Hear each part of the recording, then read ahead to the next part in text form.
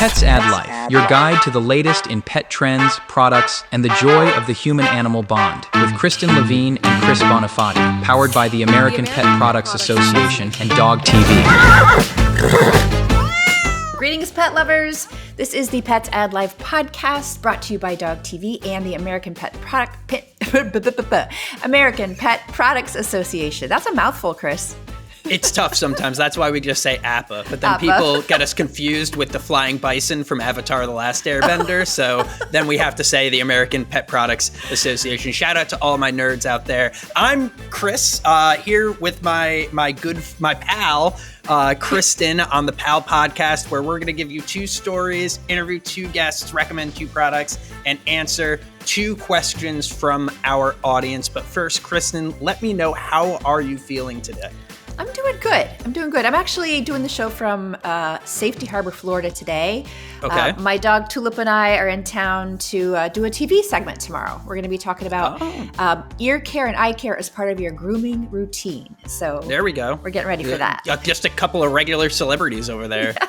And here I am in beautiful Stamford, Connecticut, where it took me an hour and 15 minutes to commute 10 miles. Living the dream. Oh my goodness. How often can you work from home? I can, but then people wouldn't be able to see all my friends that I've gathered. That's true. So I come in for that sort of fan experience, because I care about our YouTube viewers. Yes, just making sacrifices. Yeah, I truly am a martyr. So without further ado, why don't we go ahead and get into our stories? Kristen and Chris present Storytime. This is less of a story, more of an announcement or a reminder for folks. So if you have a pet and you shop on Amazon, Amazon Pet Day is coming up on May 7th and 8th. It's a 48-hour window where special pet deals are going to be offered. And I read on their website that they actually have some early savings offers that start this week. So if you've been meaning to purchase, some more pet food or toys or treats or whatever, Pet Day would be a great day to do that. And I also read, Amazon loves pets. They started Pet Day, I don't know if it was last year or the year before, but they actually allow pets in a lot of their offices. And I read that they have 14,000 registered dogs at over 130 Amazon offices across the U.S. and Canada.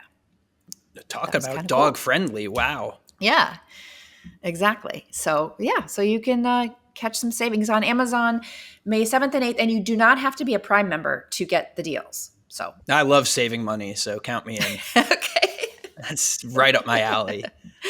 So that was more of a news flash. What's your story? Yeah. I've also kind of got a news flash here.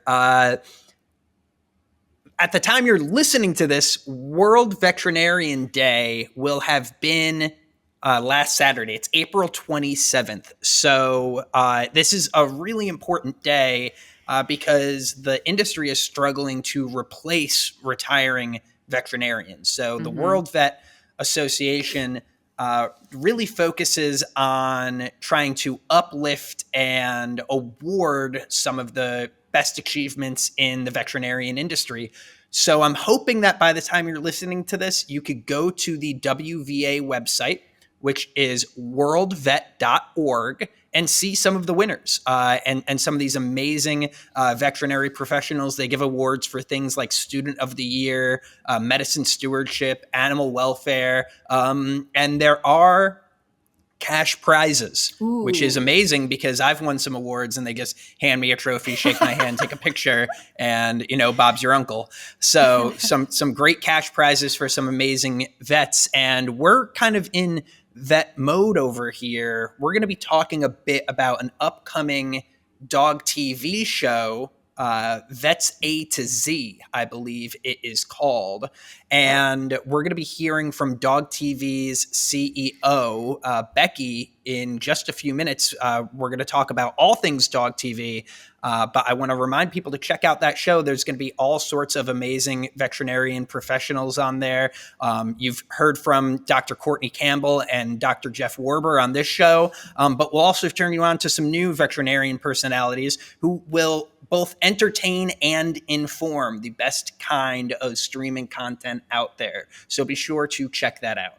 Yeah, and I believe that by the time this show airs, that show will have launched. So definitely check it out on DOGTV. And like you said, lots of veterinarians with great content, everything from allergies to behavior issues to cancer to dental health, emergencies, etc.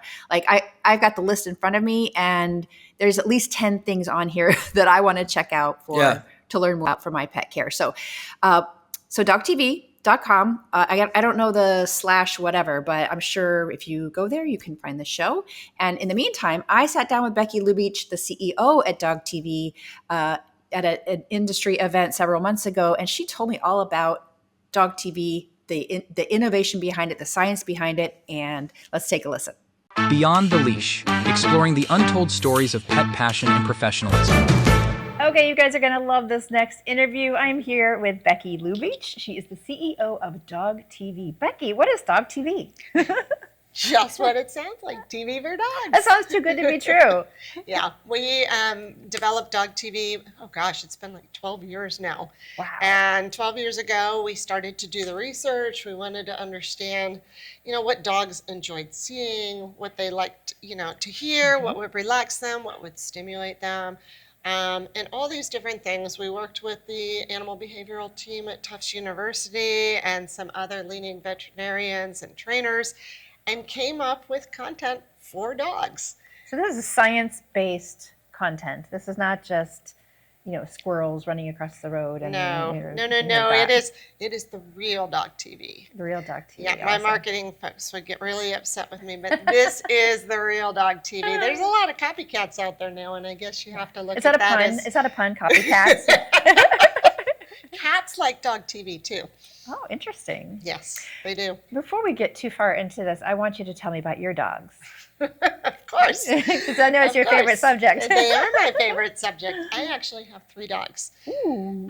It's kind of unique. 2 of them live in Arizona. Uh-huh. And Walter is a American Pit Bull Terrier. Yeah. And Peyton, his little brother, who's actually older than him, is a Basenji Jack Russell mix. Very unique combination. Yeah, and they live with your mom, right? They live with my mom now in Arizona. I go out every month. I don't disregard them. I make sure that they're fed and that they're healthy and that they're groomed and all that good stuff. And that they're watching DOGTV. Of course. Right.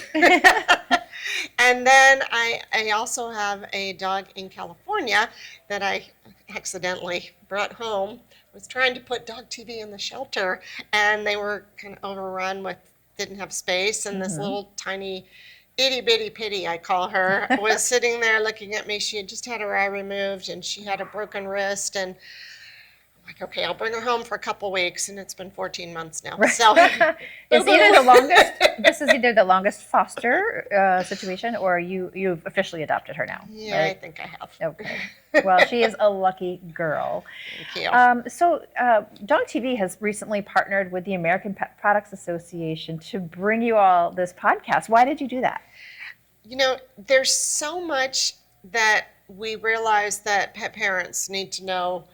And yes, we're DOGTV, but we also, know everybody has multiple pets, and not everybody, but lots of people have multiple pets in the home. And there's so much that they need to know about this industry. And there's so much that's going on in this industry. I don't think people realize how much it's grown. Mm-hmm. When I started in the pet industry, and that was only like 12 years ago, it was about a $45 billion industry. Yeah. This year, from what the American Pet Products Association is telling me, we're going to get close to $140 billion at the end of 2023. That's a lot of bucks. And it's growing. And it's growing. With and those it's signs growing. Yeah. And there's so much within the industry, from product to services to veterinary health to advocacy and research. And there's so much that people need to know and want to know that we thought, let's partner up. We've got a great platform with pet parents already, and let's educate people. Well, it's a perfect partnership, and in the past, the pet industry hasn't been great about educating pet owners like us on what they were doing to make life better for our animals and for us. So I think this is going to be a really great partnership. Yeah, absolutely. I love the name Pets Add Life Of course. Because they do. Okay, let's get back to Dog TV for a second. I want to talk about enrichment and talk to us about how Dog TV provides much needed enrichment for dogs. Absolutely. So there's 3 different types of content that was developed for the dogs. We break it down into relaxation, into stimulation, which is which you might think of a little higher energy, faster movement on the screen, more upbeat music, as opposed to the relaxation, which is very calm and relaxing. And then finally, there's exposure. And a lot of dogs don't get exposed to things like babies or the doorbell or traffic or fireworks are a really big one. Yeah. So when we expose dogs to these things on the TV, then they're able to, oh, okay, their mind's like, oh, I've seen that before. It's not so scary. Right, right. So anyway, that's really what we what the channel is about and why we've created that. But you also have created programming for people, for humans, for pet dog lovers. And we've started to do a lot of that.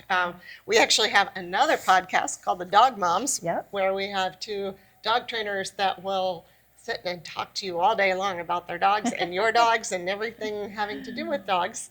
And a lot of other content. We're starting to work with veterinarians and really try to help people be better prepared and more knowledgeable about what they need to do to give their dogs their best life possible. And breaking news, we are also partnering, I can't tell you with who yet, but you have to stay tuned. Some additional companies and organizations like APPA to bring you more content, not just ours, but theirs as well. So it's exciting. And it's great because you can literally sit in your living room, watch Dog TV, and learn about a lot of different things you need to know, or how to solve problems, overcome challenges, as opposed to having to search online and talk to friends, and not to say that you're not going to go to your other pet professionals for help, but it's a really great resource for both you and your dog. So where can people find Dog TV? So Dog TV can be found a few places. We are traditionally launched on cable and satellite. So in the U.S., you can find us on Comcast and on DirecTV, Dish, Cox, RCN, and Mediacom. But the really great place, and that's all great content, but the place that I personally love is our new app. Well, it's like a Netflix for dogs and their people. And we love apps. We love our apps. Because it has not only the live stream for the dogs, but all this on-demand content for dogs and their people. Fantastic. And they can find that in the App Store? Absolutely. Apple App Store, Google Play Store. You can find it on your Roku. You can find it on your Apple TV. Any place that's What are you waiting for? Yeah. Join us. Absolutely. Becky, thanks so much for taking the time with us today. And we love what you're doing for dogs and for all of our pets. Dogs, cats, horses, rabbits, fish, guinea pigs. I could go on and on and on, but I won't. But thanks again for joining us. No, thank you for having me. See you later. Bye. Pets Add Life. That was so interesting to hear. Always great to hear from Becky. It was awesome meeting her at Global Pet Expo after kind of sorting out a lot of these things with the podcast with her. Remember, Dog TV is a co-producer in their show. So you could find our beautiful faces on the platform or the YouTube platform and that new show I was teasing out before, Vets A to Z. So be sure to go on and check it out. Yes. Now, Chris, do you know Candace D'Agnolo? I do. She's been speaking at Global Pet Expo. I mean, since I've been around. So yeah, I'm very familiar with just one of those people we're going to bring onto the pod that makes us look like idiots because they're so wildly intelligent. She is. She's amazing. She is the pet boss. And if you're wondering what a pet boss is, or if you work in the pet industry, or maybe you have a job at a pet retailer or groomer or anything like that, you definitely want to hear this next interview that I did with her. We're here at the Pet Industry Leadership Summit, and I have a fantastic guest for you to meet. Her name is Candace D'Agnolo, And Candace, you are with Pet Boss Nation. And we go way back, don't we? Way back. Yeah, we were just reminiscing that it was about 10 years ago. Yeah, maybe even more. My gosh, hard to believe. Yes, But yes. In Chicago, we did a very similar interview. Yeah. Your pups were with us. They were. I guess I was recently divorced at that time, and we talked, I think, about how my pets impacted that journey of my life to kind of finding who I was, And you found you. That's right. Tell us a little bit about Pet Boss Nation. At Pet Boss Nation, we are a professional development company, is like what I like to say, but really we're more a business coaching resource for brick and mortar businesses, small businesses in their local communities. So think your pet groomers, dog daycares, pet sitters, pet boutiques, those mom and pop businesses who just are so passionate about their pets and really want to bring great nutrition or training or care to the pet parents out there. So I help them with like sales and marketing and leadership so that they can stay in business. And you're the perfect person to help them because you've done all this before. Yes, I had my own pet boutiques and the doggy daycare and dog walking business in Chicago, and I loved it. And then I ended up selling one of the businesses to Bentley's Pet Stuff, and then I sold my doggy daycare as well. Okay, great. So, and I know we were talking earlier about how many people are interested in getting into this type of work. Oh, right. Yeah. So, especially with the pandemic. Like, I feel like the pandemic really showed people, well, one, so many people got pets and then spent more time with their pets and then maybe had to think about career changes and even wanting more fulfillment from their life and what they could do. And so we've just seen this resurgence of people who are interested and taking something that they love about the pet industry or a piece of even their own skill set, whether it's baking treats or sewing dog collars, or maybe they want to become an animal trainer, getting into the industry. And what's so interesting about this right now too is that a lot of people are ready to exit their businesses. They've been doing this like for a few decades like I was, and they're thinking about their retirement. So for any pet parent out there, really, whether you want to open your own or consider acquiring one that's maybe ready to retire in their local communities, I think there's a huge opportunity for people to come into the pet industry. Yeah. And most people, would love to work with pets. Yeah. So we feel we're very fortunate. We've been able to make careers out of it. Totally. Yeah. Yes. So, I know, would you say the majority of the people that you coach own local brick and mortar pet stores? Yeah. Well, so in our client base, I have a program called the Pet Boss Club, and that has almost 400 small businesses across the U.S. and Canada. Okay. And I'd say 50% of them are retailers, pet supply stores, and the other 50% make up the pet care providers. Okay. How you've been doing this now for 7 years. 7 years. Wow. How have you seen things change and evolve with the increase in online shopping and more people using, phone apps for these types of services? How has that impacted your clients? Yeah, well, for the small businesses, they've kind of been forced in some sense to adapt to some of the technology. Yeah. Technology can be very scary for a lot of people, and just because it's the unknowns, it's the fear of, even being on camera themselves or figuring out the tech that has to integrate with things. And so it can feel very overwhelming and daunting. And I'm really proud of the small business community, again, maybe forced because of COVID, to really look at how can they be more convenient and think of other ways that they could sell and do business with people. And so they were able to get their online stores built, have curbside service, do delivery. And a lot of them, I think, are also playing around with marketing, right? I think they've realized that like social media is not going anywhere. They could have avoided it for long, but now they're getting more comfortable with TikTok or trying Reels or realizing the power of email marketing, those kinds of things, so that they can stay in touch with the pet parents because the big box businesses do it. They send the emails, they run the ads, they do direct mail, and pet parents are, they have bigger budgets. So the big businesses have the bigger budgets to stay in touch, and so small businesses really have to think about how they can, continue to stay connected to that local. So they're adapting. Yeah, they are adapting. Embracing technology, and can you imagine without technology, you couldn't even do what you do the way you do it. Yeah. I was doing Zoom before it was popular. That's right. Yeah. So let's just talk a little bit about trends and products, if we can, for a minute. Sure. Obviously, younger generations especially are very concerned about sustainability and eco-friendly options. Most of us are, but we really see it demand for that in the younger generations too. How are how are things changing so that retailers, in this example, know how to educate the consumer on making the right choices? Well, I think for a lot of our clients, they also are wanting to talk about nutrition, and so we've really seen an increase in raw diets. Our clients are adding more freezer space to their storefronts, taking some either other vendors out of their shop to allow for the frozen raw foods.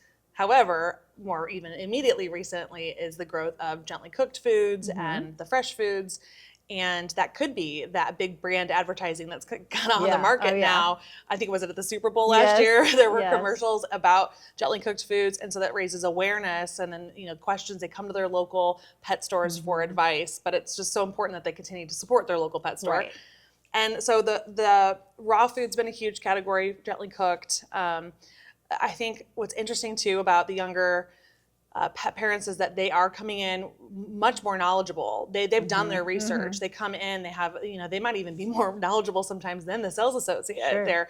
But that's an opportunity to just learn about all the types of products that are out there and how they can care, whether it's supplements or even training classes that the business might have. So I think overall it's about for the younger generations is how the pets fit into their lifestyles, right? And they really want to find solutions that are convenient. And while yes, sustainability is important or some other features of products, but I still feel like cost and convenience kind of really drive some decisions. Speaking of convenience, obviously more and more of us are shopping online. How has this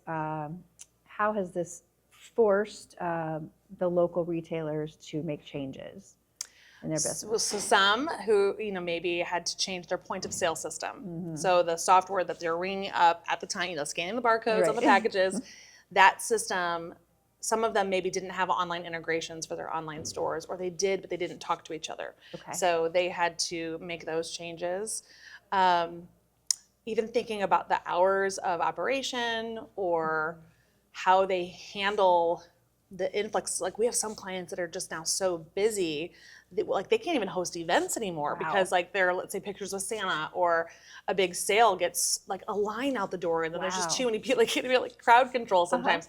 So thinking about how can you, again, become more efficient in checkout processes or answering questions. And so a lot of the pet businesses will end up offering appointments for consults. So before you might just think you could walk into a store and talk to somebody about dog nutrition or their diet, which you can do. But a lot of them now I'm like, well, start offering appointments for that because so many people care about it and want to learn more. And if you offer appointments, then I would imagine it helps the demand. Yeah, right. It elevates the perception. Maybe I should make an appointment. Yeah, exactly. Go make your appointment for your dog's nutrition. Candace, why is it so important for us to support our local pet service providers, retailers, and that sort of thing? So when you support your local businesses, more money stays in your local communities. I think the statistics, something around $68 of every $100 spent will stay in that local community. Wow. And so what that means is that these are the people who are donating to your charities, donating to the school fundraisers and the churches. That's who you're going to tap into when what you care about needs money. Right. And they also employ people in your local community, and they want to be able to pay those workers more as well. And so it is really important, I feel like, for the consumers. And I think they're understanding that, they're seeing that trend because they don't want to see their local businesses close, whether it's pet or shoes, women. I know in my small town, there's nowhere to buy men's clothing. Literally, except Walmart, and that's sad. And there used to be, even 10 or 15 years ago, there might have been 6 stores that you could do that. And so I think now that people understand, they're like, oh yeah, that's right. I can make a choice of where I spend my money. And so when all of us choose to spend money locally, more of it stays in our communities and benefits where we live. And then last question for those watching or listening who are interested, who've always wanted to work in a pet business or own a pet business, what would you tell them? Oh my gosh. So I think a lot of it depends on what your desire is, because it's not just about playing with puppies all day. It's not? I mean, even in a doggy daycare, it is like playing with puppies all day, but you deal with a lot of other things. Right. And so I think understanding, I would give this advice to anybody wanting to open their own business, but it's thinking about what hours do you want to work? How much money do you have to invest in that business? Like some businesses, like opening a retail store, have a more upfront money investment to buy all that inventory. Right. But if you wanted to get certified as a grooming assistant or a bathing assistant, you can take some courses online and then start working immediately and getting tips right away and utilize another business's tubs and tools for that and really build a career out of it. So I think just to think about what it is you want to do, how you want to spend your time, and the initial investment that you can make. Great. Well, thank you for all you do in the pet industry, and let's do this again in 10 more years. Yeah. Maybe not. Yes, let's do that. Let's do that. Okay, Candace D'Agnolo from Pet Boss Nation. Oh, what's your website? Oh, they can just go to petboss.com. I have a podcast, blog, and lots of resources for people that work in the pet industry. Thanks for joining us Thanks today. for having me. It's always a pleasure to hear from Candace, truly just one of the smartest people that the pet industry has to offer, and really dedicated to helping those independent pet retailers maximize their business potential. So what an interesting conversation. The product of the week. In a couple of weeks on the show, we're going to hear from Todd Dittman with Indie Pets. Todd Dittman, and he's going to talk about the benefits of shopping local at your local independent pet retailer. And not only do you get better service typically there, but product innovation happens within those stores. And I bring that up because my product today that I wanted to talk about is a new innovation from a company that's been around for like over 20 years, I think. It's called Angel's Eyes. I'm sure you've heard of him, Chris. Angel's Eyes became famous for their tear stain products for dogs and cats that get those little tear stains on their eyes from their eyes draining. And they recently expanded their line to include additional grooming care. So they've got ear wash and eye wash and ear cleansing wipes. And I think I mentioned this a few minutes ago, Tulip and I are in Tampa today because we're doing a TV segment on the importance of ear care and eye care. And I think that it's springtime now and we're getting more active with our pets. We're spending more time outdoors. And if you think about it, pets, depending on their size, of course, if they're smaller or lower to the ground, then they're almost like little Swiffers, like those little Swiffer pads. They pick up pollens and dust and dirt so much more than we do because, obviously we're not down that low to the ground unless we're crawling, which hopefully you're not. Hopefully you're not crawling home from the bar. We're not here to judge. We're not here to judge. No, we're not here to judge. But when you think of it that way, you realize how much dirt and debris and bacterial and harmful things can get into our pets' ears and eyes. So I'm going to be talking about these products on the show tomorrow, a TV show tomorrow. But I just thought it was a good time to bring it up here and look for Angel's Eyes. They have ear cleansing wipes, zinc otic ear relief. If your pet does have an ear infection, this will be very calming and soothing. And then there's also a multi-purpose sterile eye wash to kind of rinse out those, pollens, allergens. I know Tulip in the springtime, her eyes water a lot more than normal. And I'm sure that's due to allergies. So, we rinse our eyes out maybe once or twice a week. And it's a good thing to add into your normal grooming routine for your pet. Absolutely. Can you imagine, when people feel it too with the pollen and all the allergies, and imagine having not being able to have the autonomy to take allergy medicine yourself. Yeah. So do your dog a favor and give him a helping hand this high pollen season. My product of the week, my product of the week is kind of in a similar vein where I was speaking with somebody about digestive health in dogs and animals, and the issue they were experiencing was their dog's food was making them sick sometimes, and I mean sick as in number 2 kind of sick, very loose stools and things like that, and that's just a mess. Nobody really wants that. And they tried switching foods to something that the vet had recommended that would be better for their digestive tract, and the dog just wouldn't eat it, right? The dog wanted the junk food. Right. So it becomes the question of, well, what do I do? So the product I want to talk about it's a whole line of products from a brand called Under the Weather that makes food additives and supplements that can help tighten things up, we'll say. So this is a solution that will allow your dog to continue eating their same food. They make toppers. They make the little squirty syringes. They make a like a little liquid that you can mix into the food. There's all sorts of different ways to deliver these supplements. So it's really a great opportunity to look at this brand, look at the entire line, decide what's best for your dog. Because let's face it, with dogs, you got to trick them into taking their medicine, right? So they have all sorts of creative solutions there. Under the Weather is not the only brand to be doing things like that. You know, I try to stay a little brand agnostic here. They're just an excellent example of a full line of products that offers a creative solution for your specific animal's needs. They have some cat products too, though I've found that cats don't have this issue as much as dogs. So they really do have a really well fleshed out line of dog products. So you can check them out. I went to their website at undertheweatherpet.com, but they are also available at your independent retailer. Awesome. Yeah, that's a great shout out because I don't think a lot of pet parents know that there are products like that. And I've heard they're also good for like post-op. If your pet had surgery, you know, when they don't have their appetite back. I've heard that Under the Weather can also kind of encourage that, you know, getting them eating again after surgery. Yeah. It's so hard to deal with a picky animal that just wants to eat the one thing or people food. Like most dogs just beg for people food. So be sure to check it out. And in the meantime, I think we're right at the end. So it's time to answer some questions, huh, Kristen? Q&As. This first question that I wanted to share is actually kind of in line with what you were just talking about. So I'm gonna let you take the first stab at it. Okay. Okay. This is from Connor. Connor's in Richmond, Virginia, and Connor says, "My dog has started to become very picky with his food. What can I do to make his meals more appealing without compromising nutrition?" Oh, great question. Connor, was it you I was speaking with, in my little intro there?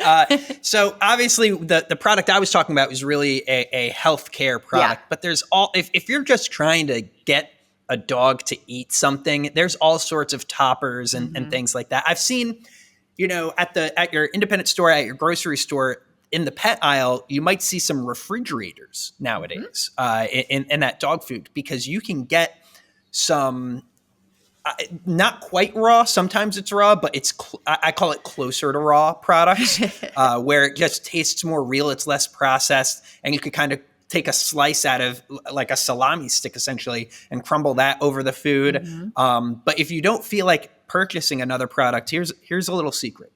When I meal prep for myself and I make either like a bunch of chicken in the cast iron or some steak or something like that, save the juice and put it in a little eyedropper and drip that over the kibble and watch your pet go absolutely insane. Just be careful you're not using too much salt. Salt is really not great for animals. They don't need nearly as much salt as we do. But just a little goes a really long way. They'll feel like they're being treated like royalty. But be careful. I cannot be held liable for any addictions that I cause. Yeah, so, well, you're going to cause that because you're right. That does work, but then they're going to expect that every time. So whenever you start, make sure you can keep up. 100%. That's the fine line that you have to combat with. Is I want to treat my dog well, but I don't want them to grow this expectation that we're eating ribeye steaks every night. So find the product that works for you. There's all sorts of things out there, and take that question to your independent retailer. I don't think normally I'd say ask your vet, but I think this is one where you could just walk into a store that has somebody who knows about a bunch of products and find a great solution. Yeah, great. Okay. So our next question is from Maya in Boise, Idaho. She says, "I'm thinking about starting agility training with my dog. What are the benefits of agility courses for dogs, and how should I get started?" I'll take the first strike at this because I actually did this with my dog Chili many years ago. Chili's no longer with us, but there was a local dog training facility that had beginner dog agility courses. And we went there together, and it was such a great bonding experience for not only myself and Chili, but also it was a great socialization experience for him, meeting other dogs and other people. And then, of course, there's the exercise and the mental stimulation that dogs benefit from when they're learning how to do an agility course. A couple of things I would warn against, though, is take it slow. Take it easy. Some dog breeds are going to be better at this than others.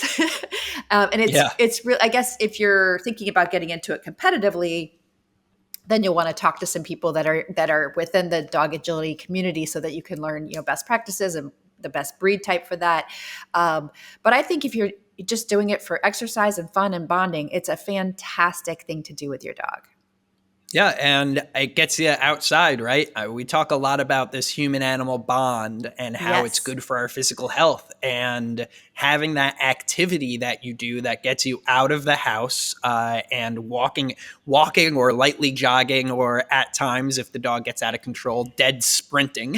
It certainly helps with your physical and your mental health. I'd say this is a great opportunity to leverage any type of social media you may use to try and find that community, because there is a dedicated community of dog agility trainers, and they are incredibly welcoming people. I have a friend of mine whose mom agility trains collies.